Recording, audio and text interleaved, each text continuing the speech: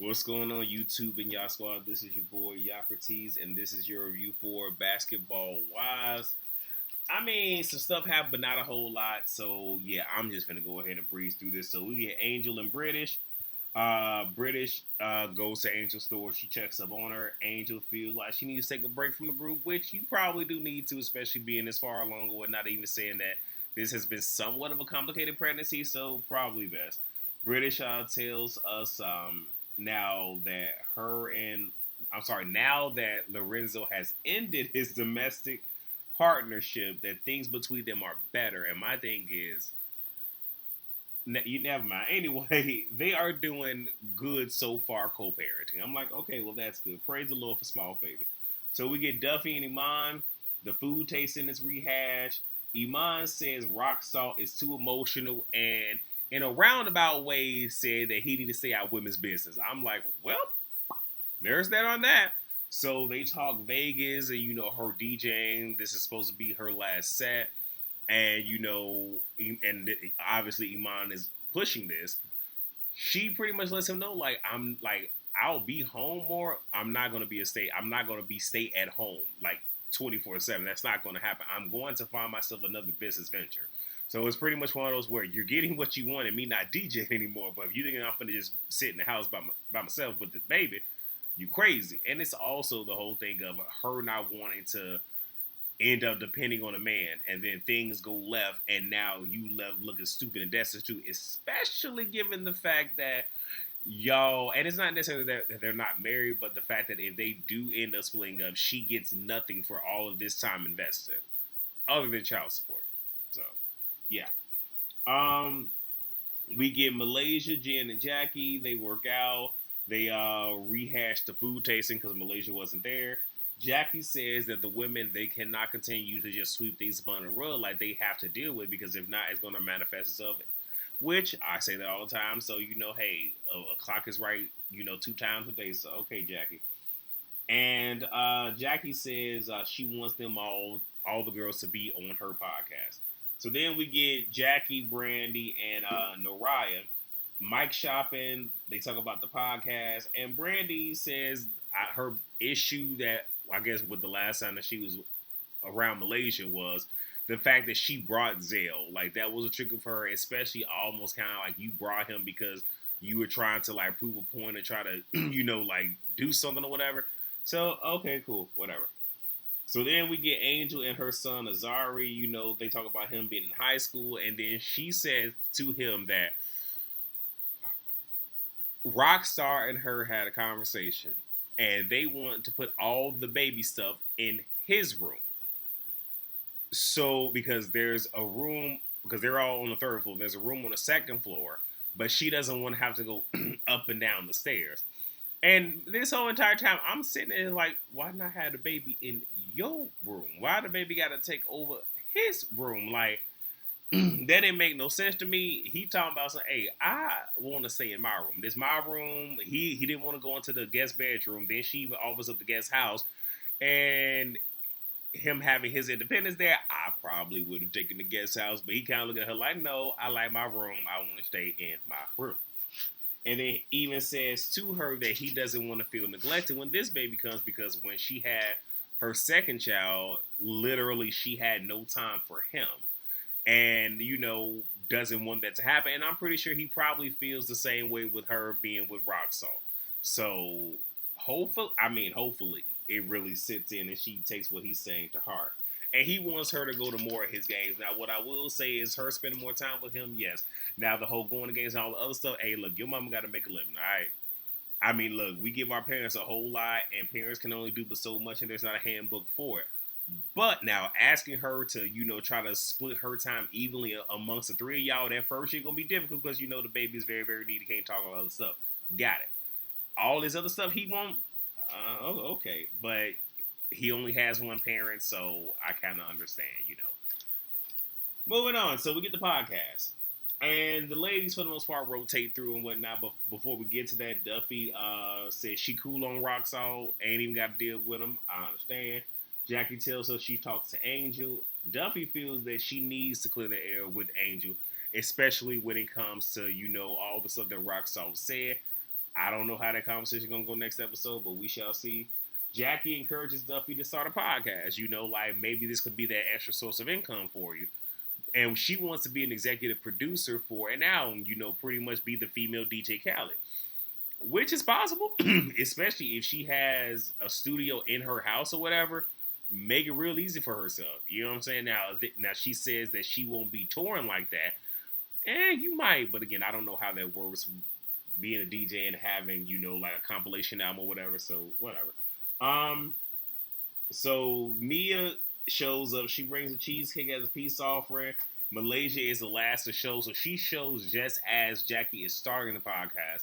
This world's ran the wrong way, but luckily for us, ain't nothing happened between those two because I didn't have it to do. I ain't got the energy for it. Malaysia shares with us her ex-husband having difficulties, transitioning from being a ball player, and then there was the uncertainty of what he was going to do, and because of all of this, she was his punching bag. Brandy says, hearing this, it really made her reminisce on the friendship that she and Malaysia once had, because even though she knows this story, I guess it took her back to a time when they were cool. All right, whatever. So then we get Brandy, and she shares that she took a back seat in her life to her husband, where that was never her, but for the sake of his career, she took a back seat. If y'all hear the noise, it's just my dog in her kennel. Took a back seat to him, but they agreed that once he was getting towards the end of his basketball career, that then she can start, doing what it is that she needs to do and pursue her passions. My only thing is, I just don't think that she should have halted everything. Like, she should have at least had something of her own while supporting him. But, I mean, hey, live and you learn, I guess. And then we get British. She shares, Lorenzo transitioning, pretty much retiring. And then, her saying, okay, well, you like to work out. You're good at it. How about you be a trainer? And then at one point, he started having relations with his clients. So then that was a bad thing. But then she says, like, even with all the bad, like, there's a lot of good memories there. He was there for this and for that. And she's going back down memory lane. And sometimes that's a dangerous thing to do, because you get to sit here thinking about all the good times and forgetting about all the craziness and the madness and all that other stuff. She even tears up. And, I mean, it's a beautiful thing. But in doing that, all the women kind of look at her husband like, yeah, you still got feelings for that man. You still want him. Then we get Angel. She's talking with her kids, about, the new edition, all the other stuff. She's going to try to make more time for them. And they were actually playing like Connect Four, so this was her way of trying to, spend some time with them before the baby comes. And then she lets Azari know that he can keep his room. The baby's going to be in the room with her, which I'm just like, I hope this was just her trying to have a scene so she can get paid. Because, again, I don't know why you were... Okay, never mind. Anyway, I don't know why she was trying to kick her son out, but okay.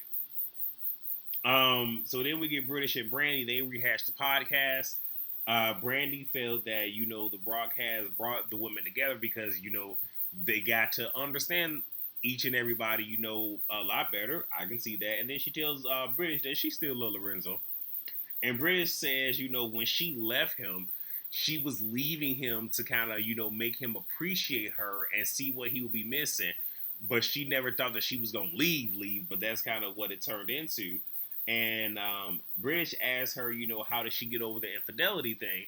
And Brandy pretty much said, like, she focused on the big picture, which I'm kind of like, I don't know how I feel about that, because it seems as if you diminished your feelings and what you were going through for whatever this big picture was, because the big picture should have been your joy, your peace, and your happiness. But nevertheless, she says the big picture, counseling, health, and then blocking out other people, where it's just like, not, because pretty much not telling your friends and your family whatnot all the bad ish that he doing. So then when y'all get back together and whatnot, they still met, like that whole thing. So then we get British on the phone with Lorenzo. She lets us know that Lorenzo, I put girlfriend, but I guess the woman that he's courting, the woman that he's dating, posted their child on her social media. And, she's like, she had a problem with that. And rather than Lorenzo, like, talk to her about it, his whole thing is, well, she deleted it immediately, so that's it. And it's almost like, okay, you want to start at Z, but she's trying to start from A, and he doesn't want to do that with her. And then she says to him, okay, well, how would you feel if a guy that I was dating posted our daughter on social media? Rather than him, explain how he would feel, he pretty much said, well, everybody run their household differently, and you're not going to tell me how to run my house on this, that, and the third. So it's just like, okay, dude, but what you turning up for? Like, for real, like, what you turning up for? And then at the same time, I would also ask, why is it that this woman that you really don't know all that well, why does she already have access to our child? That's another thing. Like, all these rotating people, like that, it's not a good look. But anyway, they go back and forth. She cusses him smooth the hell out. Then she hangs up on him, and then we end with Brandy calling to cancel her interview because she has to go to the hospital because there's a fear that her cancer may have returned. And she asks the producer, just like, can you please just pray for me? And that's where it ends. And based off of what we see next week, they're going to opt to, I guess, do a full hysterectomy because apparently they've been having complications with this over time, and I guess they feel like this is probably the best thing, so they minimize the chances of the ovarian cancer truly coming back. But we'll cross that bridge when we get there. But that was the episode. Not a whole lot. It's pretty decent. That's it. So y'all let me know how y'all feel in the comments. Please rate, comment, subscribe, and share. And yeah, I will see you all tonight for the Whether You Like It or Not panel. It will be on Scotty's channel. So I'll see y'all there. Peace.